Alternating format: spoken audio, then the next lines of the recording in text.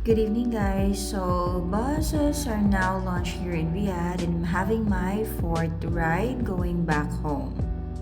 So, as you can see, nice masyado yung waiting area nila. So, I'm gonna get inside now. And I'm going to buy a ticket. So, this is the machine that you're going to use to buy a ticket. But before that, yan po yung timing ng pagdating ng bus. So, may isang bus na coming, but hindi yan yung sasakyan ko.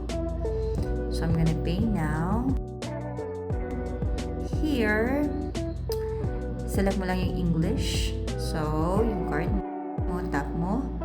And it will give you options. So, here, pwede ka 20 for 3 days, 140 for 30 days, and 40 for 7 days. Pero sa akin naman, 10 SAR lang.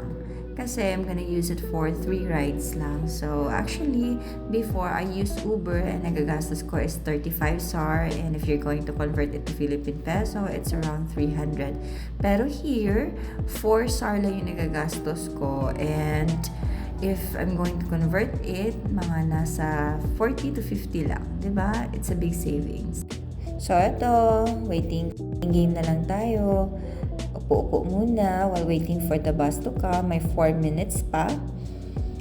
Okay, so, ito na. Actually, hindi pa paparating yung bus. Gusto ko lang talaga lumabas to enjoy the view. Charot.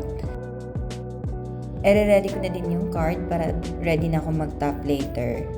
So, dapat i-utilize natin itong mga public transportation para naman makasave tayo ng money. So, coming na yung bus. Few minutes na lang. As you can see here, dalawang bus na magkasunod yung paparating. So, dapat mabilis ka talagang kumilos. Pagdating ng bus, pasok ka kaagad.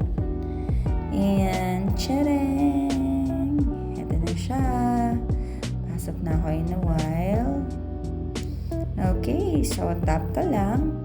And then, dapat umupo ka din sa family section kasi dapat hindi nahahalo yung babae sa lalaki. So, dito ako uupo kasi dito yung family section. So, I really hope you will like this video, guys. And please follow me if you'd like to know more about Riyadh. Thank you so much for watching. Take care.